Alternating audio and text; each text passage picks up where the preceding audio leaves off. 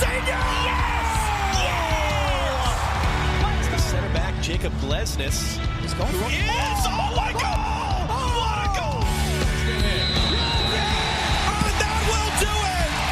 One of the best comebacks in recent years. 3 unanswered by the Union. And they go into the Gold Cup break, winning it 3-2. Hello and welcome to the Free Kick Podcast. My name is Todd. And man, after it was announced that Philadelphia was getting the World Cup in 2026, it should have been a fantastic weekend for all Union fans, as the Union were coming back into MLS play, coming back to Subaru Park for the first time since they took on Inter Miami in May. And everybody was super excited when it was announced that FIFA was awarding Philadelphia with one of the host cities for the World Cup. And you know, you talk to people before the game that, yeah, this should be a win against Cincinnati. And, you know, I said it in the preview with Tommy G. I said, don't expect the Union to walk away with all 3 points. This isn't the Cincinnati and the last 6 meetings between these two teams. And, yeah, sure enough, it wasn't. Game ended 1-1, and we'll have a whole bunch to talk about that. But, I mean, man, just what a rough week. 8 draws now on the season for the Union, which is not good enough. 5 draws at home, only 3 wins at home. Like, the last couple of years, the Union have been so dominant. And, I mean, I guess the good thing is the Union have yet to lose at home. But it's an issue when you have more draws at home than you do wins. Because when you're playing at home, that should be a fortress. And, yeah, I mean, I guess it's good that you're not losing at home. But every single game, you should expect to win, and I'm sure the Union do expect to win, or at least I hope they do, but it's just not been good enough. And you know, the last time the Union had more than 4 draws at home, you have to go all the way back to 2014 when they had 8. So it's not been a great season, in my opinion, at home for the Union. And we'll hear from Jim Curtin, his thoughts after the game here in a little bit. But you know, there's I haven't said a ton of news. There's one huge topic that we'll definitely talk about, 2 little smaller pieces, and then we'll have, you know, a whole bunch of thoughts on the Philadelphia Union game. We'll skip, I think, 3 stars of the game just because we have so much to talk about. So without me, you know, stalling for time and everything, let's just go straight into the news.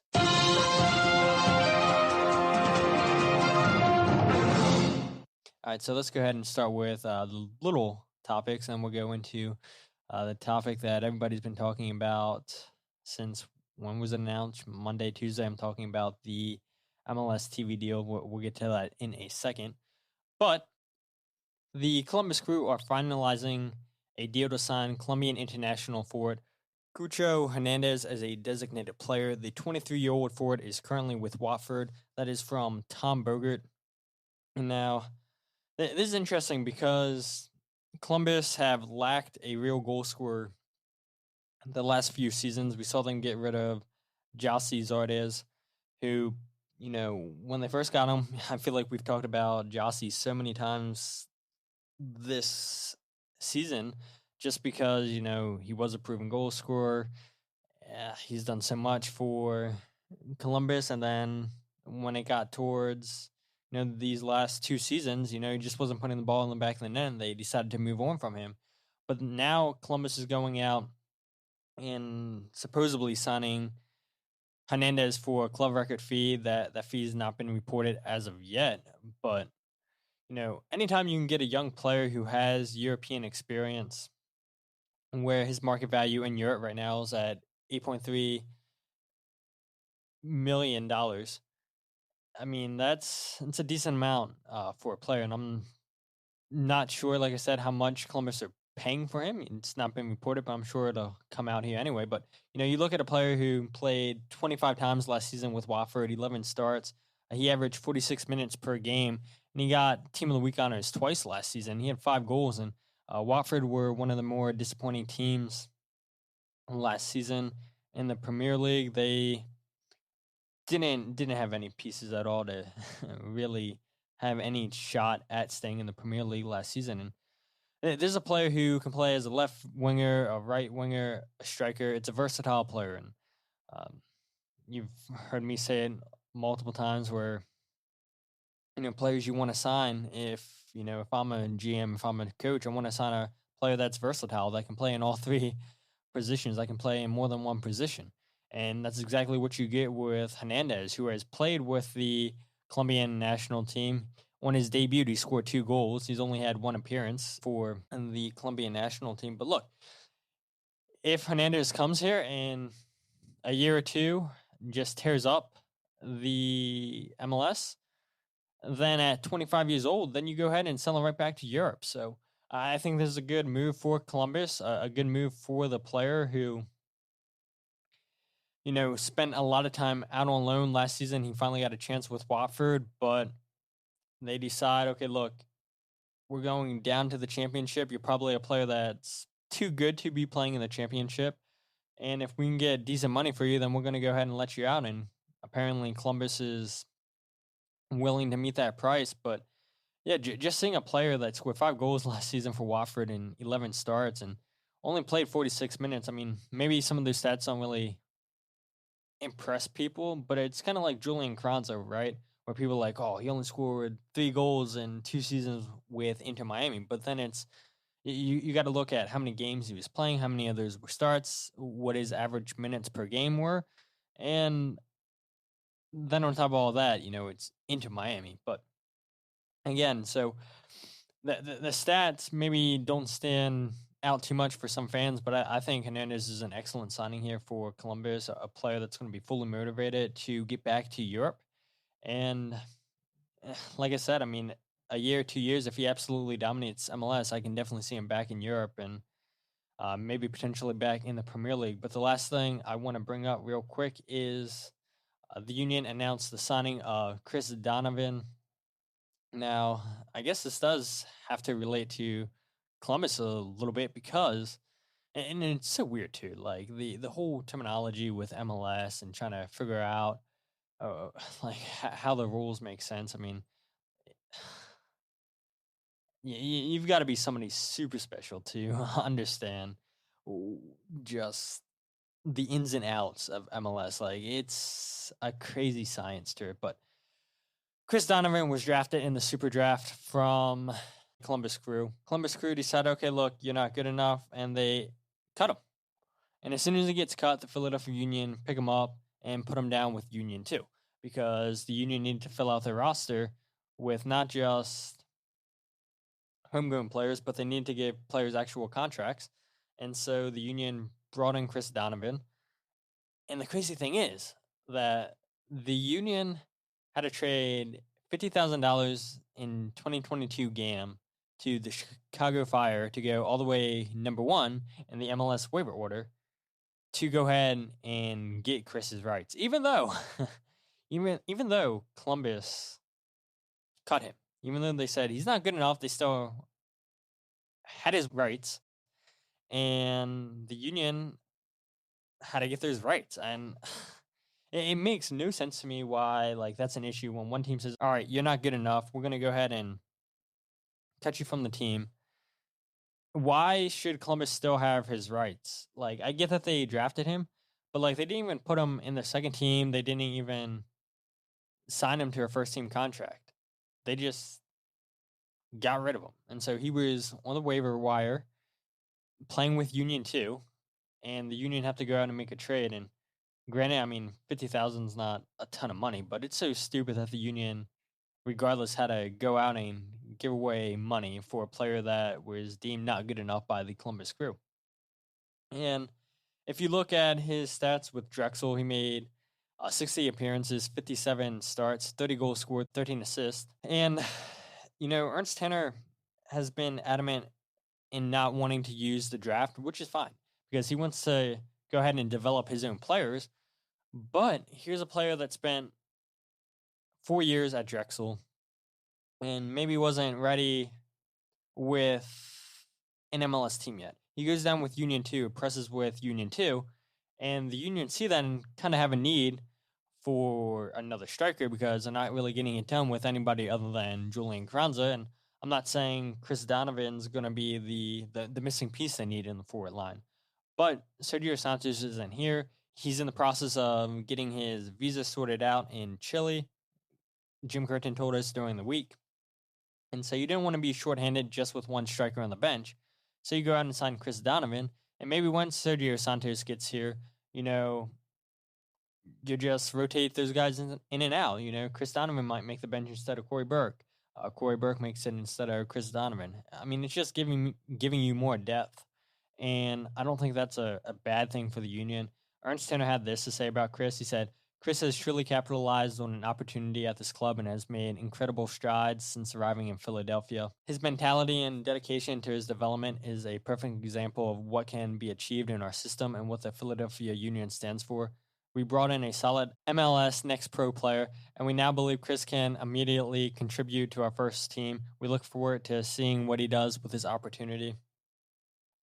And so, like I said, to expect Chris to be the savior that this striker group needs, I think that's too harsh to put all that pressure on him. But, it gives us another option, and to see him get an opportunity with a team in MLS, to see him make his debut last night with the Union.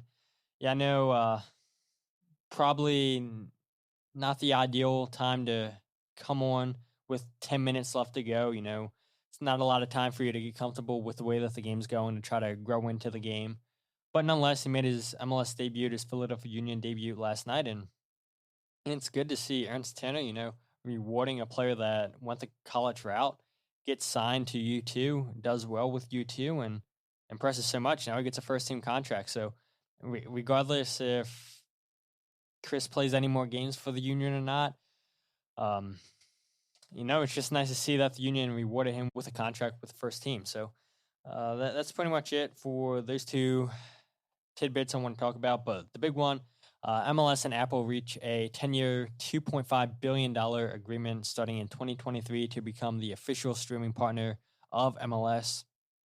And so I took out all the key points that The Athletic put in their article.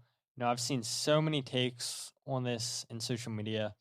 And so I'll go ahead and just read off the points that, I think are good with this deal. Number one, no local blackouts for any games. Fans will not need to subscribe to Apple TV Plus in order to subscribe to MLS streaming service. 3, season ticket holders will get MLS streaming services for free. 4, a limited number of matches will be available completely free to all fans, regardless of whether they subscribe to either Apple TV Plus or the MLS streaming service. 5, fans will not need an Apple TV device in order to watch the MLS streaming service. You'll be able to access the MLS streaming service, through any device, whether it be a phone, smart TV, computer. You don't need an Apple product to watch this, which is great. MLS is planning on airing all their games in 1080p, which is a step up from 720p and 1080i, which most of the current broadcasts are streaming in right now. Fans who want to listen to a local voice will have the option to mute the Apple TV and listen to the radio broadcast for their selected MLS team. Now, it doesn't mean that all MLS teams are going to have a local radio option, but the option is there for MLS teams if they want that. And you can simulcast the radio broadcast and what you're watching on TV, which is great because there's going to be no delays. So if you don't want to listen to the national broadcast, well, at least you have the option to go ahead and listen to the radio broadcast while still watching the TV. If, your team decides, okay, we're going to go ahead and have a radio announcer. Another thing that stood out to me is that the league is in negotiations with ESPN and Univision, their linear TV partners, to show select games. So if you don't have ESPN, if you don't have Univision, you can still watch the games on Apple TV, on the MLS streaming service, if you don't have cable TV, which is good. But, the one thing I was concerned about as a fan is, you're cutting out all your casual fans, where you're not going to show games on ESPN, on Univision anymore. But MLS comes out and says, yeah, we're still in negotiations with both of those networks to show a select number of games, which is good. You'll still be able to grow the game. But let's say for majority of the season, if you want to watch the Philadelphia Union, if you want to watch New England Revolution, New York City, then you've got to get the streaming service. And that's going to suck for a lot of casuals, a lot of fans that don't want to pay for another streaming service. And not a fan of that. Not a fan of, going that route.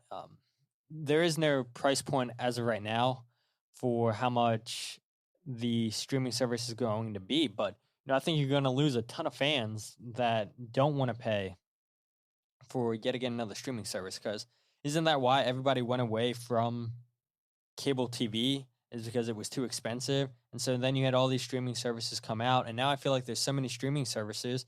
You combine all those streaming services, and it's the same amount of money, if not more, than what some people are paying for cable TV. So it is crazy to see just how much the streaming services have grown over the years. I feel like it started with Netflix, and now everybody has to get in on a piece of the pie. And MLS is the first sport in the world that has a deal like this in place, and maybe it opens the door for NFL, NBA, soccer in Europe. Who knows? I know that was part of the reasoning given in the article by The Athletic, saying, okay, could this be a pioneer move for what's going to happen in the rest of the leagues? But, there's a pretty much everything that I just listed first that I'm a fan of.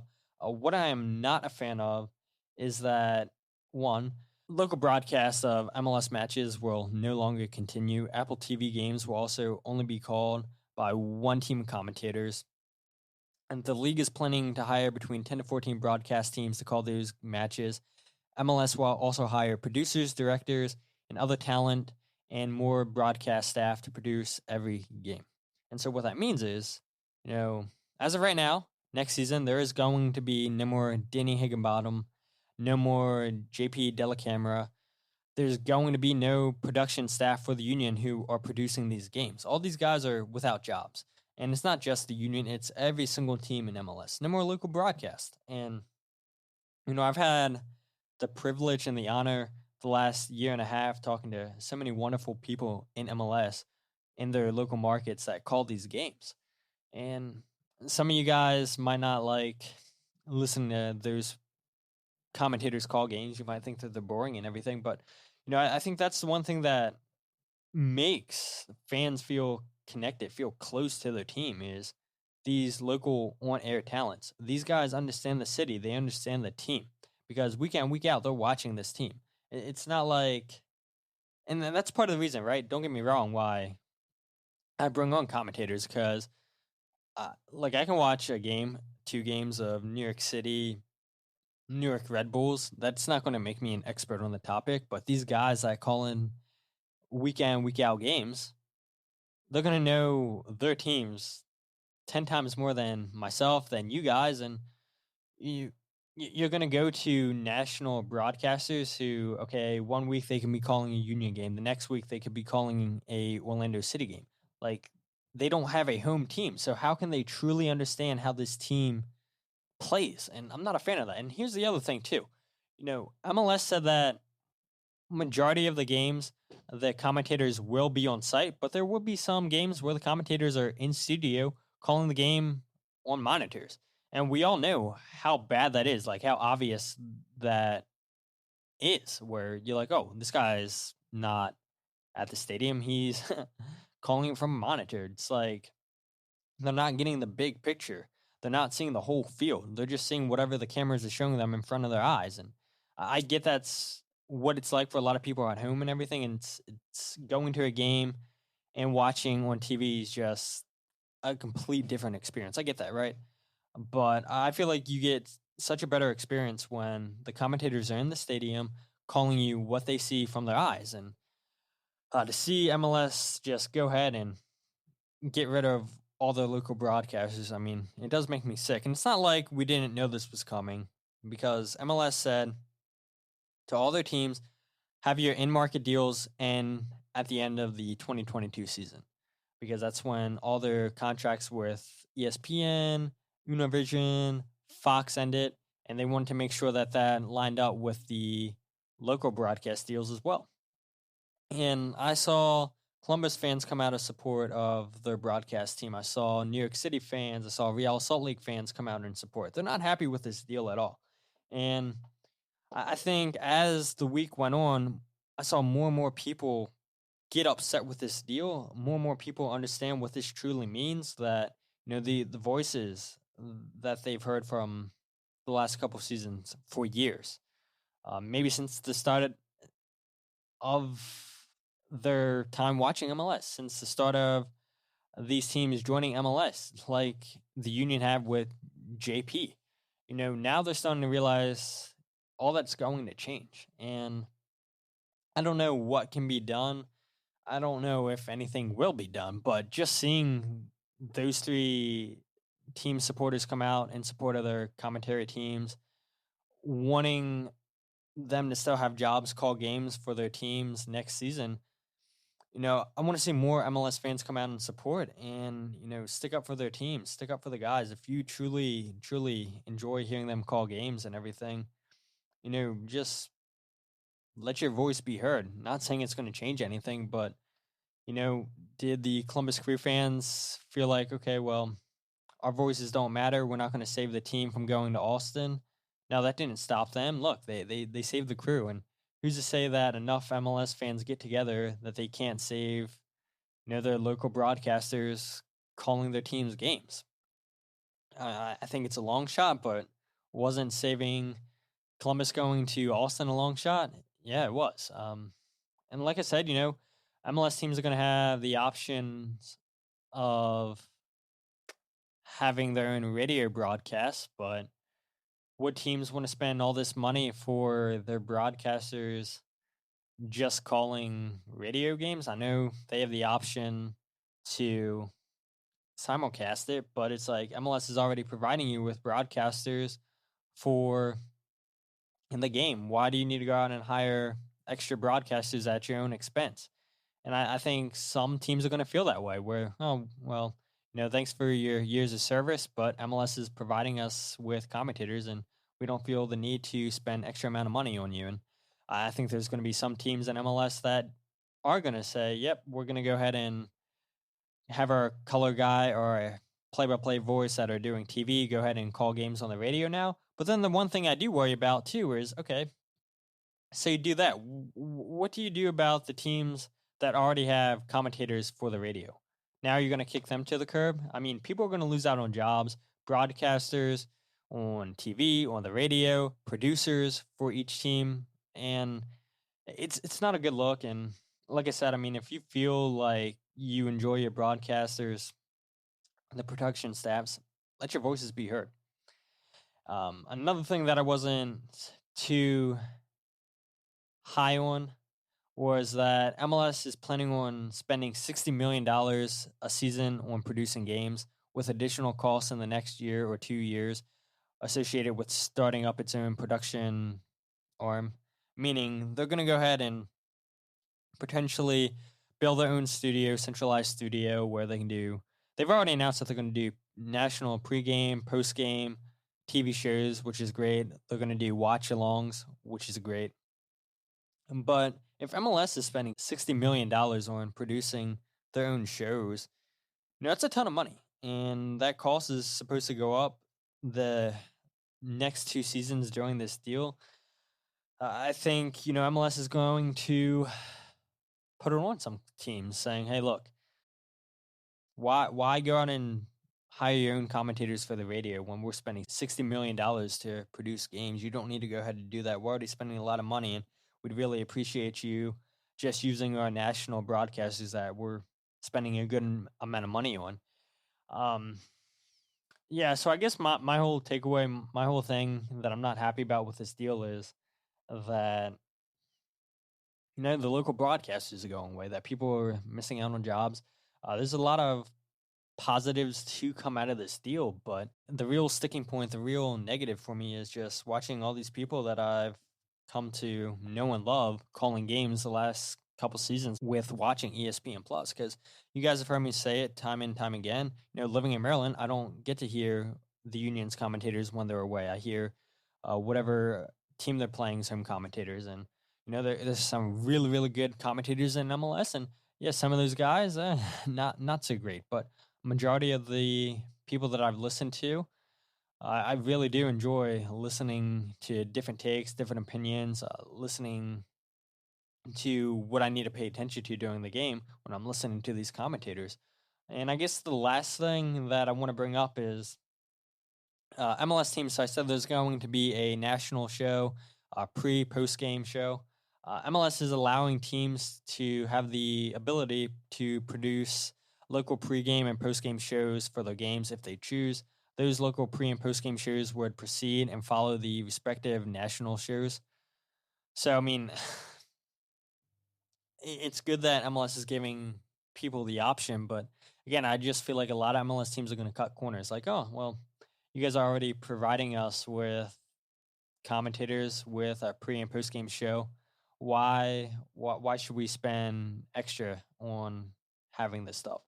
I don't know. There's still a lot of information that's not been put out by MLS. A lot of questions still, but these are the main takeaways that I took away from this deal with MLS and Apple.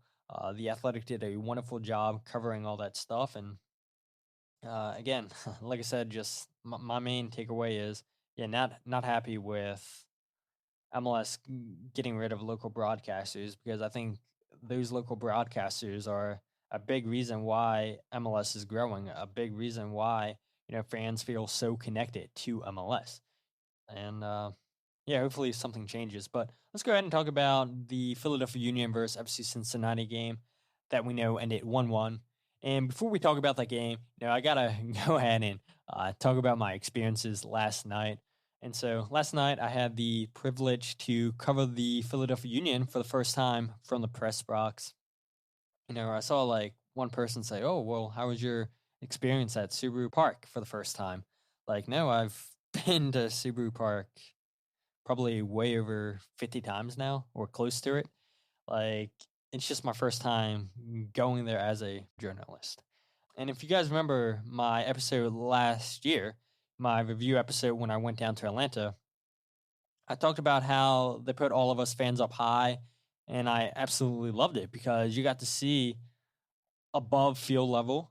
You got to see what the formations look like on the field. It was just a really good way to analyze a game. And, one thing I'm hoping we get from this new MLS and Apple deal is I hope we get a tactical cam, because in my opinion, that's the best way to watch soccer, for that exact reason why I like going down to Atlanta, just being able to sit up high and seeing the whole field. And you could tell when players were offside. You can see what players were seeing on the field.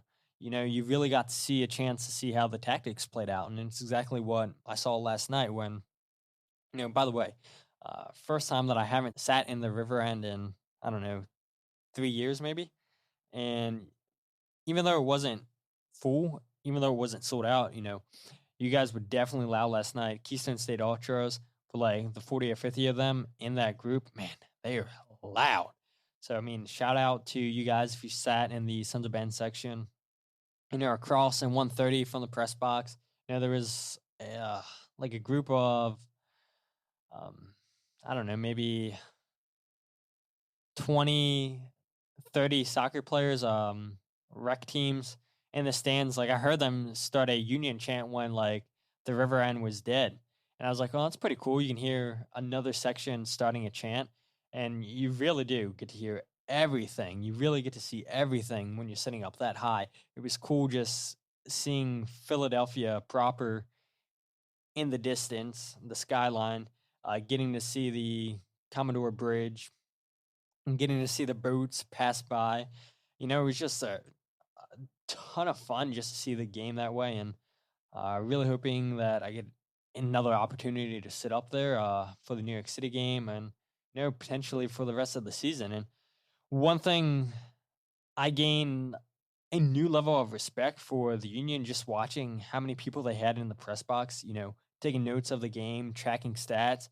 it really does take an army. It's not like one person. They had, I don't know, I feel like 6, 7 people in there, writing play-by-plays down, tracking stats.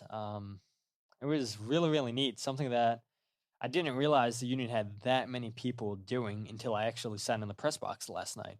I gained a whole new level of respect for the journalists that make this their jobs, covering sports, covering soccer.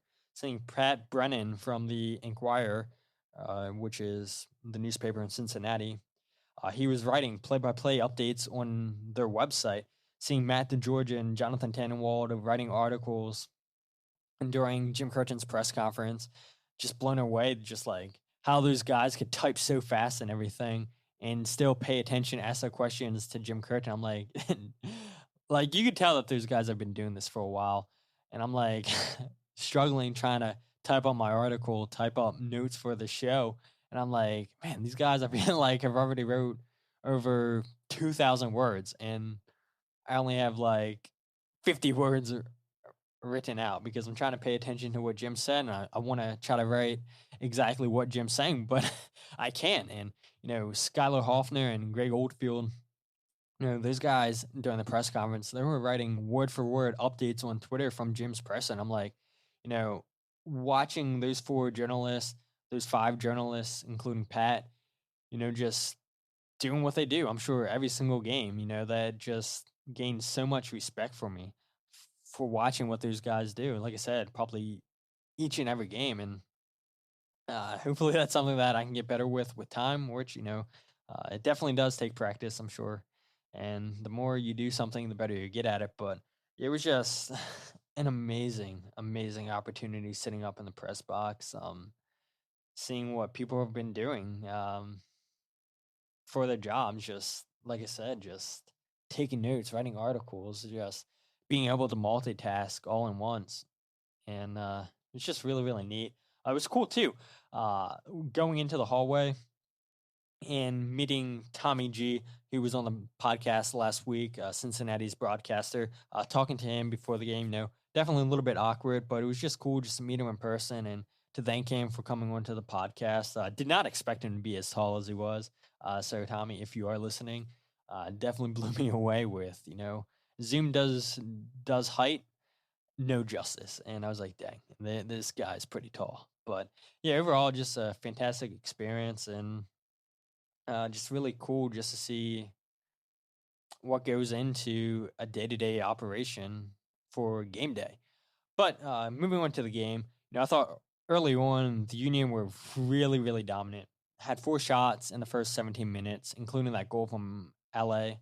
The Union's attack was coming heavy on the right side with Nate and Ale hugging the touchline. And that was another thing too, like sitting up high, like I mentioned in Atlanta, like you could see the formation, what the players were seeing, and sitting down the river end, you're basically field level. So you can't really see what's really going on formation wise.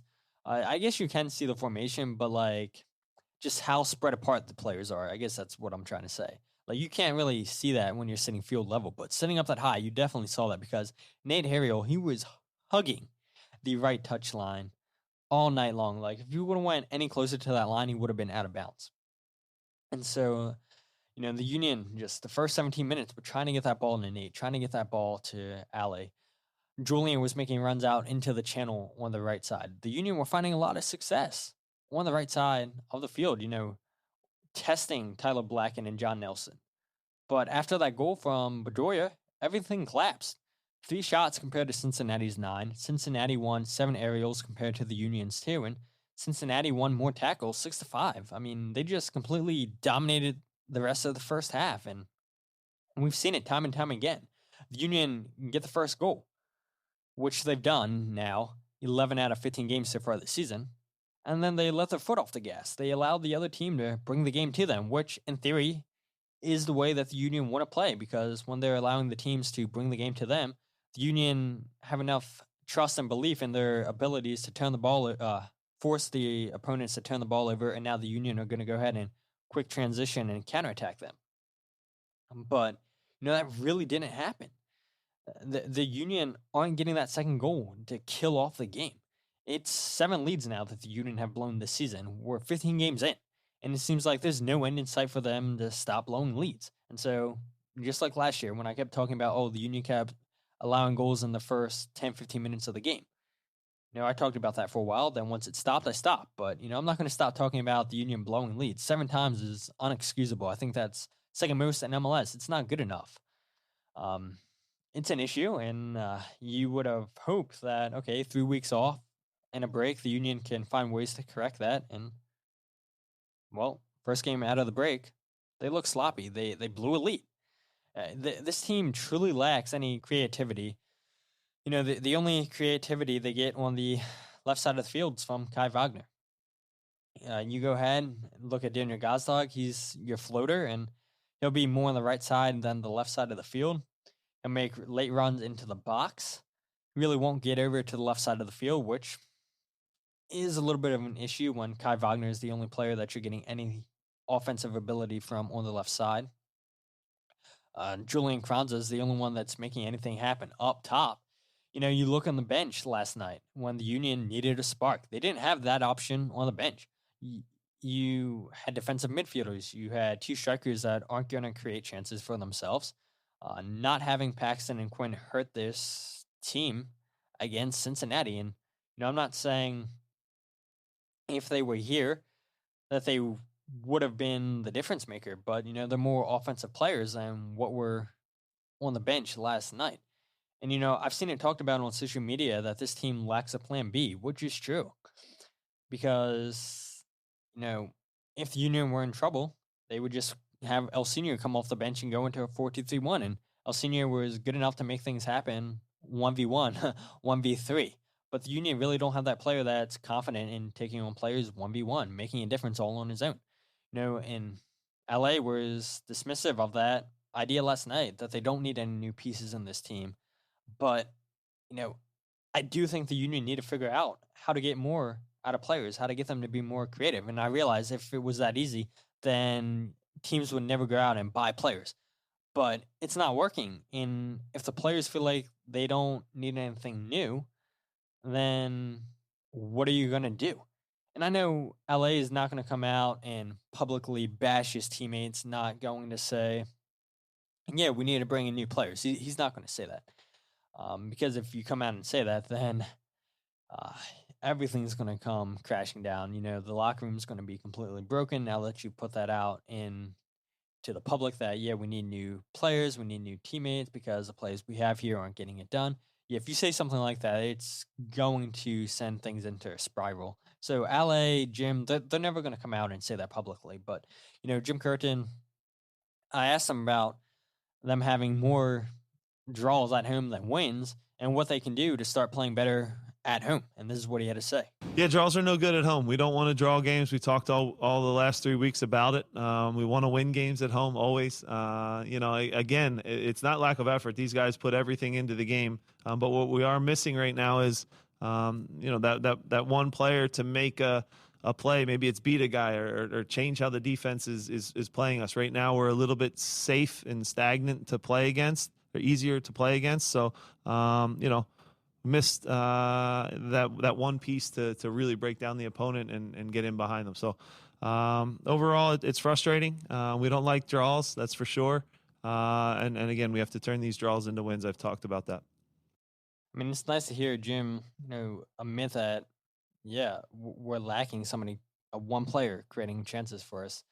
We need that one player to create chances for us, whether that's on a dribble or what have you. But we just don't have that right now. So, you are fine with the honesty from Jim. You accept the honesty because a lot of coaches are going to go ahead and beat around the bush. But Jim comes out and says, yeah, it's an issue. But, something needs to be done sooner rather than later, and especially at home, where you've been so dominant, like I said earlier, at home, and now you can't even win at home. You're in a rut. And I know there's still a lot of games to be played, but something needs to change fast. I was disappointed with Jose Martinez earlier on turning over the ball, but, I thought as the game went on, I thought he grew into the game better than how he started it. But, it still wasn't his typical dominant game in the midfield, which, I've seen some fans say that, he's not as good this season as he's been years prior, that, he really hasn't had a good game this season in the midfield. And that's fine. You might be right. I think last night was a decent game from him. It wasn't a dominant game that we've seen from him in the past by no means, but he did start the game slow and then he grew into it. So that is a good takeaway from me. It is a positive for me to see him, start sloppy, but correct some of those mistakes he was making early on. I wrote down in the 67th minute in the game that the Union haven't created any real cut chances, that they lack any creativity. Something I was just talking about was what Jim was talking about. They realize it. They know it's an issue. So it's like, if I can realize it, if you guys can realize it, of course the team know that it's an issue.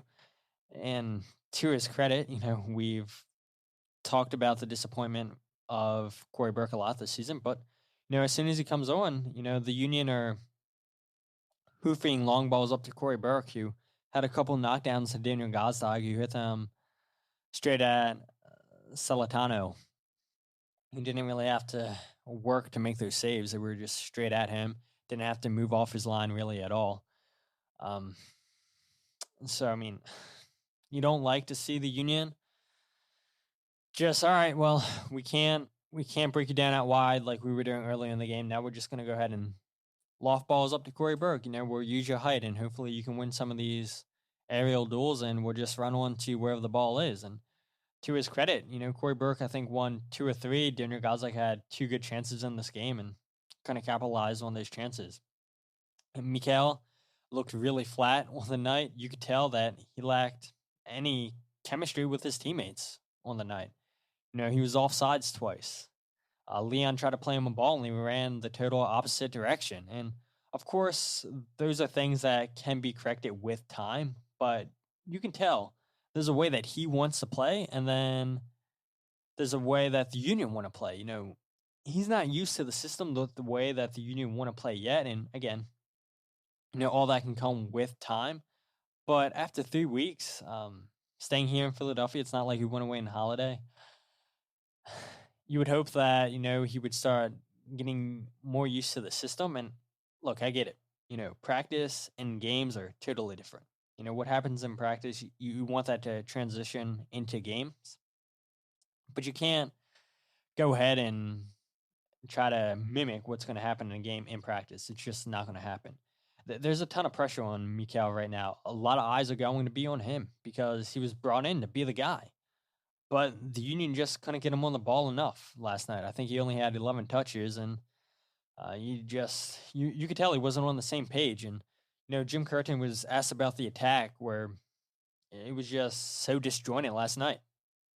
Yeah, there wasn't. I thought too much in the first half when we talked about it. We almost had our defenders would be on the ball, and then there'd almost be 4 of our guys in a straight line against their back 5, and everybody just looking to go in behind, and that's not really a way to create a transition moment. We didn't have levels. We didn't have Ali and Leon as an example being a level, Daniel being a level on his own, and then our 2 strikers being that third level. We were basically, all those players, all 5 of them were almost flat up against the other team's back line, and there's nowhere to go. And no one was coming back to get the ball.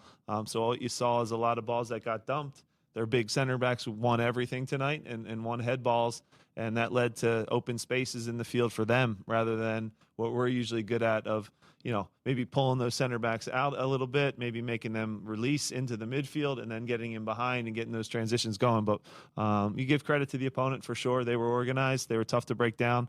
And, once you're floating balls to those center backs, that's their bread and butter. They're really good in the air. Yeah, I mean, the first play of the game, I feel like it was.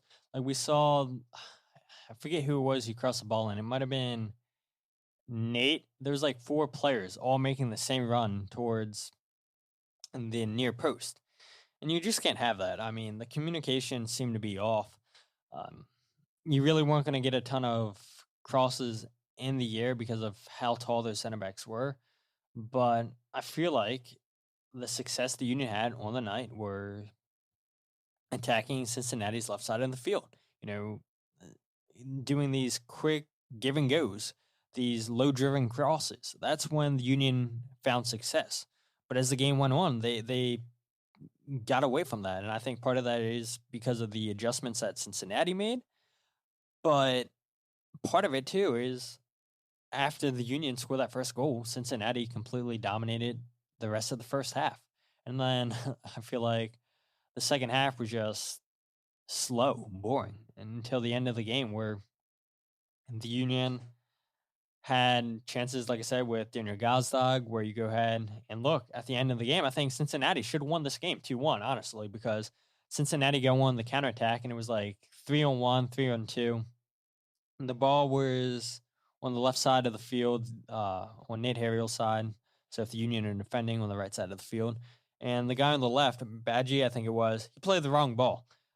If he would have passed the ball in front of Jacob Glesnes to the guy in the center, that was the ball that needed to be played. But instead, he crosses the ball all the way over to the far right of the field for Cincinnati, where nobody's ever there. Okay, I understand. But if you would have bent the ball around Jacob Glesnes into the guy in the center, then that guy wouldn't have been in 1-on-1. Not saying he would have scored it, but that's an opportunity there where Cincinnati should have done a lot better to capitalize on the Union's mistake, where the last 2 minutes of the game it went end to end, and the Union were fortunate to get a point where I thought Cincinnati should have made a better chance of that opportunity. But let's go ahead and review my keys to the game. So number one, I said limit Lucho Acosta's impact. That's not available for me because he only played 12 minutes, so don't have to speak much on that. Number two, I said limit Brandon Vasquez's impact in the air. 100% a fail. And I'll break down what happened here on this play here in a little bit. But Nate Harriel keeps Vasquez on sides. That's his 5th headed goal of the season, his 8th total goal. I talked about that. 7 goals this season, 4 of those coming off headers, and the Union lose track of him and gets his 5th headed goal of the season. Not good enough. And then 3, I said, attack their wings. Cincinnati, they've given up 10.5 crosses per game. And they didn't have good crosses on the night. 5 out of 20 on crosses isn't good enough. 1 away from attacking Cincinnati's left side of the field. I don't know. I don't know why the Union went away from that. I guess part of it, like I said, was probably because Cincinnati made adjustments, but early on in the game, the Union were getting the best chances on Cincinnati's left side of the field. So, the Union failed 2 out of 3 of those keys to the game, and I think that's why the Union didn't win the game. But let's go ahead and break down these goals real quick. So, the first goal that the Union score is from Ali Bedoya. And so the Union go ahead and play this ball out with Andre Blake to Jose Martinez. Jose Martinez gets fouled. The Union are going to go ahead and take a quick restart, which was the right play from the Union. Jacob Glesnes goes ahead and kicks the ball to the left side of the field. You have Daniel Gazdag now, just pushing the space. He has so much open space on the left side of the field. He goes ahead and cuts the ball. Like I said, Daniel Gazdag does not like to be on the left side of the field. He likes to be a floater on the right side of the field. So he cuts the ball back in the middle where he still has a ton of space. Now, as soon as he does that, he realizes that, Julian Kranza, he's making a run in behind Tyler Blackett. He's already in behind John Nelson, the left back for Cincinnati. He's completely caught out of position. Daniel Gazdag is going to go ahead and play this ball over the top. I think it was a little bit behind Julian Kranza. So Julian Kranza had to go ahead and take a chest. Beautiful chest down by Julian Kranza. He takes the ball towards goal. Julian Kranza has enough speed to, get this ball in front of him to try to still have a hold of this ball. Tyler Blackett does a good job to just catch up to Julian Kranza. Julian Kranza loses the ball, and Tyler Blackett's now caught with his front towards the end line, where if he lets his ball go out of play, it's a corner kick for the Union. He doesn't want that to happen, so he's trying to shield the ball. Julian Carranza does a good job to dispossess Tyler Blackett of the ball. Now, as soon as he does that, like I said, John Nelson was out of position, and he was still out of position. It should have been John Nelson on Julian Carranza along with Tyler Blackett. He should have been an option. John Nelson wasn't an option there at all for Tyler Blackett. And because of that, Julian Carranza is now able to turn, find space, plays the ball back to Ali Bedoya. And Ali Bedoya has yards of space to run into here. Nelson, as soon as he sees Blackett gets dispossessed, he runs on Julian Carranza. And Julian is able to play a quick pass to Ali Bedoya. And Ali Bedoya does it all on his own. Takes a great first touch with his left foot. Go ahead towards the left side of the goal. Takes a good touch to throw off John Nelson. And a beautiful, absolute beautiful left curler of a goal from Ali Bedoya.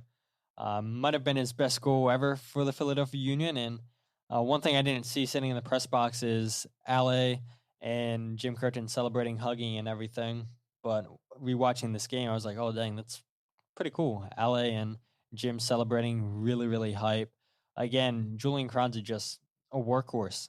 He's the one who made this play happen, just winning the ball back off of Tyler Blackett, taking a good touchdown from Daniel Gazdag, who hit the ball a little bit too short and is able to play a good ball to Ali, but Ali does the rest. And then you go ahead and look at the goal that Cincinnati scored. Man, this bothers me because it comes off of a corner kick. The Union let up a set piece. The Union, as they always do, play their zonal marking and then a little bit of a hybrid where it's man marking and zonal. So you have Jacob Glesnes in his zone. You have Jack Elliott in his zone. You have Nate Harriel, who was in his zone.